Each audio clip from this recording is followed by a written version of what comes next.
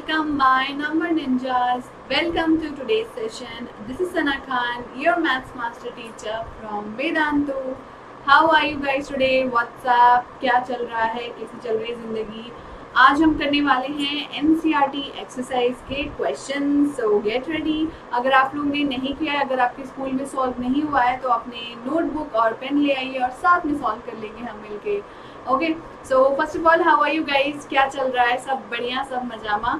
आई hope independence day enjoy कर रहे होगे आप लोग, एंजॉय किया होगा आपने, सब बढ़िया चल रहा होगा। सो या have a happy holiday and yes, पढ़ाई भी ज़रूरी है, इसलिए मैं तो ज़रूर आऊँगी हर रोज़ आपसे मिलने। आई होप आप भी ज़रूर आओगे। सो चलो let's begin and let's do NCERT exercise 3.1 के questions and this is just part 1. In part 2 हम बाकी क्वेश्चंस करेंगे, सारे एक साथ नहीं करेंगे, बहुत बोरिंग सा हो जाता है ना, और बच्चे कर भी नहीं पाते हैं सारे एक साथ। तो आज आधा करेंगे, बाकी बाद में करेंगे। ओके, तो चलो let's start and before that let's do the homework question of yesterday. कल के होमवर्क क्वेश्चन का आंसर देख लेते हैं। सो कल के होमवर्क क्वेश्चन था consider the following marks of 20 students and answer the question that follows. So basically we had to find the range of the given data. And how to find the range? You all know that first we have to arrange the data in ascending or descending order. Suppose I have arranged in ascending order, and then we have to find the highest value and the lowest value in the data given. So what is the highest value? 9 is the highest value. And what is the lowest value? 1 is the lowest value. So what is range? Range is always the highest value minus the lowest value. So what is 9 minus 1? 8. So what will be the range of this data? 8. So all those who have given the answer as 8 were correct. So thank you so much for solving the homework question. Now let's start today's session. So सबसे पहला question NCERT exercise 3.1 का है. Find the range of height of any 10 students of your class. अब आपकी class के बच्चों का height तो मुझे नहीं पता है, तो मैंने अज्यूम कर लिया कि चलो 10 बच्चों की हाइट्स ले लेते हैं। For example 140 centimetre, 141.5 centimetre, 138 centimetre and so on. तो इस तरीके से मैंने 10 हाइट्स ले लिए हैं स्टूडेंट्स के, ठीक है। सो ये मैंने रैंडमली लिया है because they have said that take any 10 students and their height. Okay, so मैंने 10 हाइट ले लिए। Now what we have to find is range of the height. Range के लिए क्या करते हैं? Minimum height and maximum height. Range कैसे निकालते हैं? Maximum value minus minimum value. सबसे पहले minimum height कौन सी होगी? सबसे छोटी वाली। सबसे छोटी कौन सी दिख रही है? 135.5 सेंटीमीटर। Similarly maximum height क्या होगी? देख लेते हैं। सबसे बड़ी वैल्यू क्या दिख रही है? 161 centimetre. So maximum height will be 161 centimeter. Now what will be the range? Range will be maximum minus minimum height. So 161 minus 135 will give us 25.5 centimeter. Understood? बहुत सिंपल था, सिर्फ 10 हाइट्स निकाल लेते, फिर उन 10 हाइट्स में से रेंज निकालना था of the Heights. So it was pretty simple. कोई भी 10 हाइट हमने एज्यूम कर लिया एंड देन मैक्सिमम वैल्यू और मिनिमम वैल्यू निकाल ली, डिफरेंस निकाल लिया, रेंज मिल गया हमें of the data. Okay, so hence the required range is 25.5 centimetre. Okay, so yeah, and before we move on to the next question, all the students who are new to Number Ninjas, I want to give you a very important information that Vedantu has come up with Vedantu Pro. Now what is this Vedantu Pro? Vedantu Pro जो है वो basically है students की सारी problems को solve करने के लिए। कई बार ऐसा होता है कि the students have doubts, lot of students have doubts. आप लोग को भी डाउट्स होते हैं, आप लोग भी कोशिश करते हो लाइव चैट में पूछने की या फिर कमेंट सेक्शन में पूछने की या टेलीग्राम ग्रुप में पूछने की, बट कई बार ऐसा होता है मैं कुछ डाउट्स का रिप्लाई कर पाती हूँ, कई बार नहीं भी कर पाती हूँ, राइट। समटाइम्स क्या होता है कि हमें चाहिए होते हैं नोट्स, क्योंकि एग्जाम से पहले हम पूरे क्वेश्चंस फिर से पढ़ने तो नहीं बैठेंगे, हम चाहते हैं कि एक शॉर्ट नोट्स हमें कहीं पे मिल जाए, रिटन मटेरियल मिल जाए, जिसे एक ग्लैंस हम एक बार अगर देख लें तो हमारा पूरा रिविजन हो जाए, plus chapter wise and topic wise मिल जाए तब तो और बढ़िया है। जो टॉपिक चाहिए होगा हम वही पढ़ लेंगे, बट ऐसा होता नहीं है कई बार। एंड मोस्ट इम्पॉर्टेंटली अभी तो स्कूल में ही चल रहे हैं, तो वो नोट्स भी आपको अभी नहीं मिल रहे हैं। ऑल्सो टेस्ट एंड असाइनमेंट्स, जो पहले स्कूल्स में हमारे टेस्ट होते थे या आप कहीं कोचिंग या जाते थे तो टेस्ट करते, या जो घर पे बैठते हैं स्पेशली उन बच्चों के लिए टेस्ट सीरीज पाना बहुत मुश्किल हो जाता है, राइट, कि हम प्रैक्टिस कैसे करें। एनसीईआरटी तो बना लिया, अब और क्या प्रैक्टिस करें, and R D Sharma RS Agarwal के लिए तो फिर क्या प्रैक्टिस करें, right. So test and assignments बहुत जरूरी होता है जज करने के लिए कि whatever we have learn it properly and we are able to apply it और not, right. Plus most importantly competitive exams की तैयारी, फॉर एग्जाम्पल जो भी NSO ISO ओलंपियाड्स होते हैं आपके नेशनल इंटरनेशनल लेवल्स के, उनकी तैयारी कैसे की जाए, बुक्स खरीदें, वीडियो से पढ़ें, कैसे करें, बहुत कंफ्यूजन है। एंड ये सारी चीज़ें हमें अपने शेड्यूल पे कैसे मिलेगी, ये भी कंफ्यूजन है। सो बच्चों, इन सारी प्रॉब्लम्स के लिए वेदांतु आप लोगों के लिए एक बहुत बहुत अच्छा सोल्यूशन लेके आया है। Vedantu is going to cover up all this things. कैसे? वेदांतु ने सोचा कि इन बिटवीन द क्लास अगर बच्चा डाउट पूछता है और टीचर हर बच्चे को हैंडल कभी कर पाता है कभी नहीं कर पाता है, तो वेदांतु ने क्या किया, उसने क्लास टीचर अलग से दे दिया है हर सेशन में। वो क्लास टीचर क्या करेगा, वो सिर्फ डाउट सॉल्व करेगा और कुछ नहीं, उसका कोई काम नहीं, वो सारे डाउट्स ही सॉल्व करता है। सिर्फ आप जो भी कमेंट करोगे इमीडिएटली उसके डाउट सॉल्व करता है। प्लस आपको chapter wise topic wise notes दे रहा है वेदांतु, हर सब्जेक्ट की जो आप चाहो। टेस्ट एंड असाइनमेंट्स अनलिमिटेड, आप जितनी चाहे प्रैक्टिस कर लो। कॉम्पिटिटिव एग्जाम्स की तैयारी करने के लिए ओलंपियाड्स NTSC की तैयारी करवाएगा आपको, एंड ये सब कुछ आपके शेड्यूल पे। And all of this you are going to get with unlimited live sessions. अगर आप मिस कर जाते हो तो उसकी रिकॉर्डेड सेशंस भी मिलेंगे आपको। Micro courses and crash courses मिलेंगे, which are basically crash course तो आप सबको पता है कि पूरा कोर्स एक शॉर्ट टाइम स्पैन में कैसे कंप्लीट कर दिया जाए, और माइक्रो कोर्सेज जो है वो है चैप्टर वाइज कोर्सेज। ओके, अगर आपको सिर्फ 1-2 चैप्टर पढ़ना है आप वही पढ़ लो, पूरा चैप्टर पूरे सब्जेक्ट को पढ़ने की जरूरत नहीं है, ये सब कुछ पढ़ने की जरूरत नहीं है। Okay, plus they will also give you performance report, ताकि आपके और आपके पेरेंट्स को पता चल सके आपको कितना बेनिफिट मिल रहा है, along with personalized attention to every student from the India's best teachers. And ये सब कुछ बहुत इजीली आप अवेल कर सकते हो। कैसे? You simply have to go to the Vedantu website vdnt.in/ytpro. There you can choose your grade as class 7 and choose your board, CBSE, ICSE or whatsoever. Then you can check out the details. These details are mentioned over there also. You can click on the get subscription button. Then you will get 3 options to buy this. What are those 3 options? Basically 1 month के लिए अगर आपको बहुत ज़्यादा confusion है कि मैं लूँ नहीं लूँ, तो 1 मंथ के लिए बहुत फिजिबल तो नहीं पड़ेगा आपको, बट स्टिल अगर आप डाउटफुल हैं तो 1 मंथ के लिए ले लो। 1 मंथ के लिए you can get it at only 2699 rupees. Also अगर आप मेरे स्टूडेंट्स हो और आप कोड अप्लाई करते हो, कूपन कोड SKPRO, तो they will give you a discount also of 404 rupees and you can avail it at only 2294 rupees. Plus, if you want it for 3 months, similarly, you can pay only 5949 by applying the promo code of SKPRO, and you can avail this. Otherwise, what I will suggest is you take it for 6 months, because unless and until आप एक long time span में किसी चीज़ की तैयारी करते हो, आप नहीं बता सकते वो कितना आपको इफेक्ट कर रही है, कितने आपको फ़ायदा दे रही है या नहीं दे रही है, right. And it is very feasible, बहुत बहुत बहुत ही नॉमिनल रेट पे आपको मिल रहा है ये। सो आई हाईली रिकमेंड दिस। 1500 का डिस्काउंट मिल जाएगा आपको if you apply the promo code of Sana Khan Pro SKPRO, and you can avail this at only 8299 rupees. So do try this, students. आप लोगों को अगर आगे की तैयारी करनी है, कॉम्पिटिटिव एग्जाम्स की तैयारी करनी है, so this is going to benefit you guys a lot. Okay, so what you have to do is simply visit the website which is mentioned over here, and don't forget to use the coupon code so that you get a good discount. Okay, so thank you for listening. Now let's move on to question number 2. So the question number 2 says that organize the following marks in a class assessment in a tabular form. The data is given as follows, and find out which number is the highest, which number is the lowest, what is the range of the data, find the arithmetic mean of the data.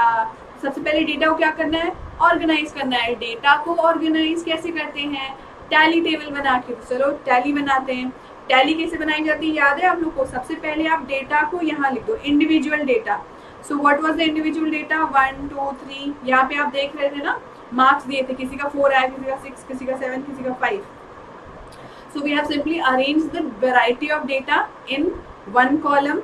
Then we'll make tally. अब tally क्या होता है, 1 कितनी बार occur हुआ है data collection में. तो let's see, 1 एक ही बार आया है और ने कहीं नहीं आया, so that is why 1 will be is occurring only once. So we'll make 1 slash for it.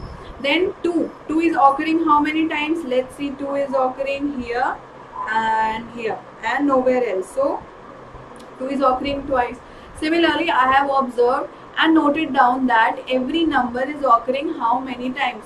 Suppose 5 has occurred 5 times. Let's see whether it has occurred 5 times. 1, 2, 3, 4, 5. So you can see 5 has occurred 5 times. So that is why tally कैसे बनाते हैं, अगर 5 बनाना है तो 1, 2, 3, 4 and then 5 जो होती है वो क्रॉस हो जाती है. So this is just for organizing the data in a better way, ताकि आपको पता चले कि कितने 5, 5, 5 के हमारे पास blocks हैं उसमें. So here we have noted down the frequency. 1 has occurred only once, 2 has occurred. जो यहाँ पे tally बनाया है उसी को हमने numerically represent कर दिया और उसको हम क्या बोलते हैं, frequency बोलते हैं, right?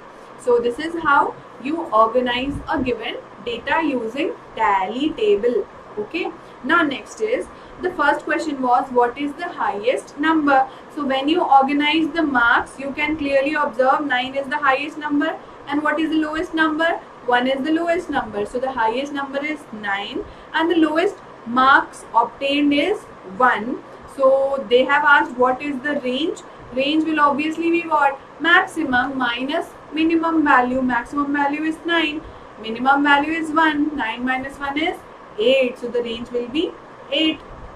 Now then they have asked arithmetic mean of the given marks. तो arithmetic mean कैसे निकालते हैं, sum of all the given data divided by number of data. ठीक है. So what are the number of data? Let's see. For calculating data कितना है, frequency को add करते हैं ना. 1 कितने बार ऑकर हुआ, 2 कितने बार आया, 3 कितने बार आया. जब ये निकाल लिया तो दोबारा काउंट करने की जरूरत नहीं है, सिंपली फ्रीक्वेंसी को ऐड अप कर दो तो हमें मिल जाएगा कि हमारा डेटा कितना है, मतलब नंबर ऑफ डेटा कितना है. So what is the number of data, 1 + 2 3, 3 + 1 4, 4 + 3 7, 7 + 5 12, 12 + 4 16, 17 18 19 20. So 20 is the total number of observations. And then we have to find out sum of all the observation, which is basically adding up all the data. And when we added up, we got 100. So arithmetic mean is what, sum divided by total. Sum is 100 divided by 20. 100 divided by 20 is 5. So what is the arithmetic mean of the data? 5. Easy है, arithmetic mean निकालना बहुत easy है. बस ये इतना ही याद रखना है, डेटा को ऐड कर दो divided by total number of data given. अब डेटा चाहे कुछ भी हो, केजी हो, सेंटीमीटर हो, नंबर हो, कुछ भी, रुपीज हो, कुछ भी हो सकता है, उससे फर्क नहीं पड़ता. कितना है नंबर ऑफ डेटा वो होता है बस. ठीक है. चलो next question is find the mean of first 5 whole numbers. So first of all, what are whole numbers? Come on tell me, what are whole numbers? Come on guys, tell me, what are whole numbers? Whole numbers are basically the numbers starting from 0, right? And so every whole number the whole numbers start from 0 and they have a difference of 1. So what are the first 5 whole numbers? 0, 1, 2, 3 and 4. These are the first 5 whole numbers. Generally इसमें गलती क्या करते हैं, first 5 बोल दिया तो we write 1 2 3 4 5, but याद रखना होल नंबर 0 से स्टार्ट होता है. So the first 5 whole numbers will be 0, 1, 2, 3 and 4. Now how will you calculate mean? Mean is calculated as sum of the observations upon total number of observation. So what is the sum of the observation? 0 + 1 + 2 + 3 + 4. We are getting what? 10. Now total number of observation. How many observations are there? 5 only, because 5 whole numbers were asked. So 5, 10 divided by 5 is 2. So the mean of first 5 whole numbers is 2. Okay, understood? So this was an easy question. और इस type के questions आपको बहुत सारे पूछे जा सकते हैं. Mean of first 5 odd numbers, mean of first 5 even numbers, mean of first 5 prime numbers, mean of first 5 composite numbers. And so on. इस टाइप के क्वेश्चन आपको कभी भी पूछे जा सकते हैं मीन निकालने के लिए। सो फर्स्ट 5 क्या, फर्स्ट 10, फर्स्ट 3, फर्स्ट 4, कुछ भी पूछा जा सकता है। सो ऑलवेज टेक केयर कि पूछा क्या है, ठीक है। एंड जैसे नेचुरल नंबर्स पूछ लेगा, इंटीजर्स पूछ लेगा, तो फर्स्ट 5 इंटीजर्स तो नहीं पूछ सकता बिकॉज इंटीजर्स का कोई एंड होता ही नहीं है। एंड नेचुरल नंबर्स पूछ सकता है। Okay, so just take care of that कि क्या पूछ रहा है, डोंट हड़बड़ी में गड़बड़ी मत करना, ठीक है। चलो next question. So the next question is, a cricketer scores the following runs in 8 innings. The runs are given as follows. You have to find the mean score. Again very simple. Mean score मतलब arithmetic mean निकालना है जो scores दिए हैं उसके। तो scores का mean कैसे निकलता है? Sum of all the scores in all the innings divided by total number of scores, right? या फिर total number of innings, क्योंकि हर इनिंग का स्कोर निकला है ना। So basically total runs scored in the innings and divided by total number of innings. So add कर दो 58 plus 76 plus 40 plus 35 plus 46 plus 45 plus 0 plus 100। हाँ, 0 जो है, ठीक है, 0 इनिंग्स मतलब एक इनिंग की वैल्यू 0 आई है, तो इसका मतलब आप लोग ये मत समझना कि डिवाइड बाय 7 करोगे, याद रखना, क्योंकि इनिंग हुई तो थी, स्कोर भले कुछ भी आया हो, 0 आया हो, माइनस में आया हो, कुछ भी आया, बट इनिंग हुई थी ना, ऑकर हुई थी ना, तो इवेंट हुआ था, तो उस इवेंट को काउंट किया जाता है। अगर इवेंट ना हुआ हो तभी उसको काउंट नहीं किया जाएगा, ठीक है। वैल्यू पे कभी मत जाना। So we have added up, we have found the sum of all the observations divided by total number of observations. Question में दिया है कितने इनिंग्स थे, 8 इनिंग थे, तो डिवाइडेड बाय 8। सो सम कितना आया हमारा 400। 400 divided by 8 will be what 50। So the mean is what 50. Understood? Okay. Chalo, next question is having a lot of parts. So basically this question says that there is a table which is showing the points of each player scoring in 4 games. तो 3 players थे A, B और C, और उन्होंने 4 game खेले, game 1, game 2, game 3 और game 4, और हर game का हर player का स्कोर दिया है, ठीक है, टेबल फॉर्म में। So the first question is find the mean to determine A's average number of points scored per game. So mean is nothing but average, average is nothing but mean, ठीक है। तो जब भी पूछे confuse मत होना कि मीन क्या होता है और एवरेज क्या होता है, दोनों सेम चीज होती है। So average score, average number of points निकालना है, तो कैसे निकलेगा? अरिथमेटिक मीन निकालना है। अरिथमेटिक मीन क्या होता है, और किसका अरिथमेटिक मीन निकालना है? प्लेयर ए का चारों गेम का, ठीक है। सो basically you have to add up all the points scored by A in the different games. So मैंने add कर लिया 14 plus 16 plus 10 plus 10 divided by 4। 4 क्यों? क्योंकि 4 गेम उसने खेले थे। So divide by 4, 50 divided by 4 is 12.5. So this is how you will calculate average of player A for the given 4 games. Now next question. Next question is you have to find the mean number of points per game for C, and would you divide the total points by 3 or by 4 and why so, ठीक है। अब इसके पहले just मैंने बताया था कि innings या फिर इवेंट अगर ऑकर हुआ है तो you have to count the event even if the score और द पॉइंट स्कोर्ड इज 0 और माइनस और एनीथिंग एल्स, ठीक है। बट यहाँ पे अगर आप ऑब्जर्व करोगे तो प्लेयर सी के आगे क्या लिखा है? गेम 1 में उसका 8 पॉइंट्स आया था, गेम 2 में 11 पॉइंट आया था, गेम 3 में डिड नॉट प्ले, और गेम 4 में 13। तो क्योंकि यहाँ मेंशन कर दिया गया है कि player C did not play game 3, तो इवेंट हुआ ही नहीं, उसने गेम 3 खेला ही नहीं, इसलिए उसका कोई पॉइंट आया ही नहीं है। So that is why when you are calculating the mean you will divide sum of all the observations by 3 not by 4, क्योंकि चौथा गेम तो उसने खेला ही नहीं है ना, वो इवेंट हुआ ही नहीं है। So you will not include that. समझ में आ रहा है? इससे पहले वाले क्वेश्चंस में हमने इनिंग्स को इंक्लूड किया था even if the score was 0, but इस क्वेश्चन में पॉइंट्स नहीं आए हैं। क्यों नहीं आए? क्योंकि उसने खेला ही नहीं था, वो इवेंट हुआ ही नहीं है, that is why you will not count it, ठीक है। So that is why we will write that C did not play game 3, he played only 3 games, so we will divide the total by 3 and not by 4. So this is your second answer. Next question is B played in all the 4 games, so how would you find the mean? Very simple. Since B played all the 4 games, so we will add the points scored in all the 4 games divided by 4. So how much did he score? He scored 0 plus 8 plus 6 plus 4. So 0 plus 8 plus 6 plus 4 is 18. Divided by 4 is 4.5. So what is B's average score? 4.5 points. Got it? Similarly, what is the last question? So the last question is, who is the better performer? So आपने A का, अब देखो तीनों ने ABC तीनों ने game खेला, but तीनों ने 4 अलग गेम खेले, चारों में किसी का कम किसी का ज्यादा, तो हम कैसे बता सकते हैं कि कौन बेटर परफॉर्मर है ना? अगर मैं सिर्फ गेम 1 को देखूं तो मैं बता सकती हूँ A बेटर है, C बेकार है, बट अगर मैं गेम 4 को देखूंगी तो C बेटर है, A बेकार है, तो मैं कैसे बता सकती हूँ कि कौन बेटर परफॉर्मर है? इसीलिए हम एवरेज कैलकुलेट करते हैं। तो A का एवरेज तो हमने निकाल लिया था, 12.5 आया था, B का निकाल लिया 4.5 आया, तो C का भी निकाल लेते हैं। So what is the average of C? 8 plus 11 plus 13 divided by 3, तीनों गेम्स का score divided by 3, 32 divided by 3 is 10.67।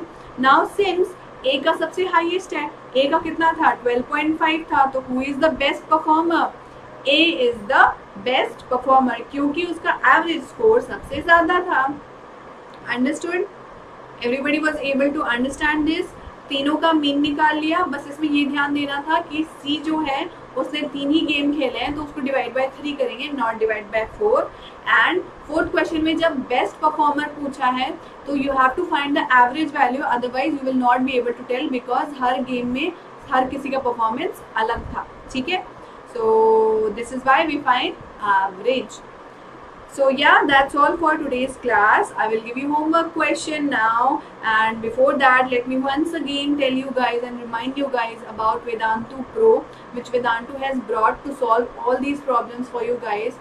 आपको Vedantu अपने आपके सारे प्रॉब्लम सॉल्व करके देगा, सारी डाउट क्लियरेंस करके देगा, test series, assignments, competitive exams की तैयारी सब कुछ करवा के देगा at a very very nominal price, जो कि आप अवेल कर सकते हो for 1 month at 2294 rupees only by applying the promo code SKPRO, and at 5949 rupees by applying again the promo code SKPRO, जहाँ पे आपको 1000 का डिस्काउंट भी मिलेगा, and you can avail it for 6 months at rupees 8499। वैसे तो वो 11499 का है, but you will get a discount of 1500 and you will get it at 8499 only by applying the promo code SKPRO. Okay guys, so do subscribe to this, do try this, I highly recommend this। आपकी Olympiads की तैयारी, आगे की तैयारी, बहुत आपका base बहुत अच्छा बन जाएगा अगर आप ये पैक लेते हो तो। so do try this, you simply have to visit the site and apply the given promo code। okay, so that's all for today's class। this is your homework question, homework जरूर करना, answer comment section में बताना, and if you like today's session do hit the like button, give a thumbs up, hit the like button, and yes, don't forget to press the bell icon, क्योंकि अब आगे आने वाली classes कभी भी आ सकती हैं, दिन में 2 बार भी आ सकती हैं, सो आप लोग मिस कर जाओगे अगर बेल आइकन को प्रेस नहीं किया है तो। Okay guys, so do hit the like button, and thank you so much for today's session. Have a nice day, bye bye, take care everybody.